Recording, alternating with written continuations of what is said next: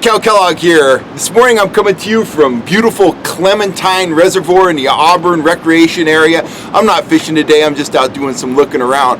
But it is time for another video podcast. And today I'm answering a question that probably a lot of you guys have, but someone named Glenn that lives up in Redding, California. Glenn fishes Whiskeytown Reservoir, Hat Creek, Lake Shasta. Anyhow, he reached out with me with a question about lure color for trout, and that's what we're going to talk about today. Let's talk about lure color.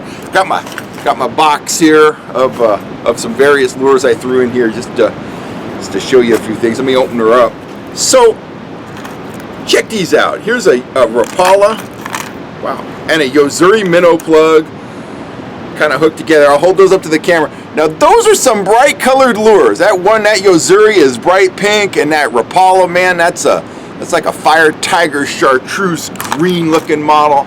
Now bright colored lures like that absolutely have a place in trout fishing, but, and this is just my opinion based on my experience, that is not the first choice of a lure that I want to go with. Now, when the water's stained, sometimes bright colored lures are awesome. Sometimes when the water's crystal clear, the trout want a wild pink and orange and crazy colored lure. But most of the time, I think you're best served by attempting to match the hatch, match what the trout are eating. Now, this goes back to my background. I spent 10 plus years in my younger days when I just fly fished exclusively, and I was tying a lot of flies in too. In fact, when I was in college, I was tying upwards of 10,000 flies a year. And you know, I was a pretty decent fly tyer. I could tie very exacting imitations of insects. But what I found through those experiences was that an exact imitation isn't what you're looking for. You don't want something that's bright and outlandish, but you don't want an exact imitation either. You want something that's impressionistic of what the fish feed on. And the fish, the trout, they're not only using their vision to zero in on the lure, that's part of it. They're using their lateral line, they're feeling the vibrations of the bait.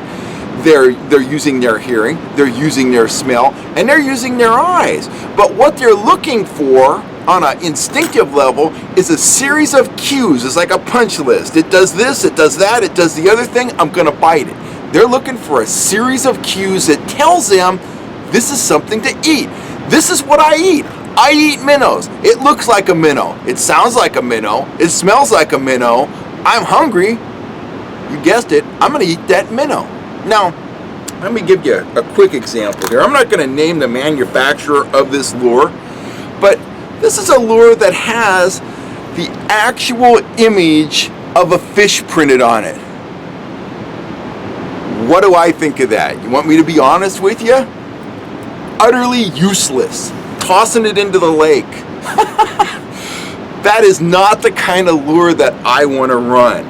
Think about what a minnow looks like. I'm going to show you something that's a much better minnow imitation. They're not looking at it that close. Again, it's the cues, the vibration, the looks, the smell, the movement.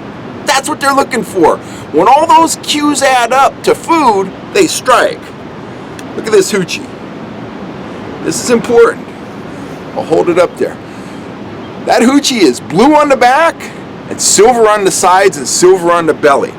Think about a bait fish. Let's look at this Rapala. You're going to see the same idea replicated here. Dark on the back, silver on the sides. Think about a minnow. They're dark on the back, silver on the sides, white on the belly. That's the color combination. A 35-pound king salmon in the ocean. He's looking for an anchovy. Greenish blue on the back, silver on the sides, white on the belly. A trout in Folsom Lake. Same scenario. He's looking for a pond smelt. Greenish on the back, silver on the sides, white on the belly. That's what you're looking to replicate. That's how you're going to match the hatch. Stick with those color combinations.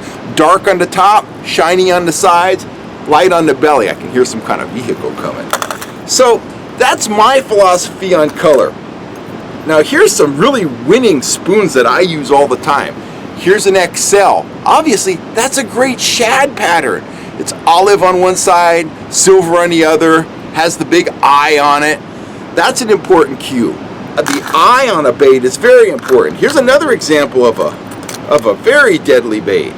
This is a humdinger. This is the one that they call the Captain America pattern. Again, blue on the top, silver, got a little red in it, it's got the eye in it. And I could go on and on. Here you go, Rainbow Trout Speedy Shiner. Light on the bottom, it's got that pink stripe, it's got the spots, it's got the olive green. And, you know, on and on we go. But the bottom line is, when you hit the lake or you hit the river, start out with color patterns that you think match what the fish are feeding on. Exhaust those options first, and then if you're still not getting hit, that's the time to experiment. Upsize or downsize. Bust out those crazy wild colors.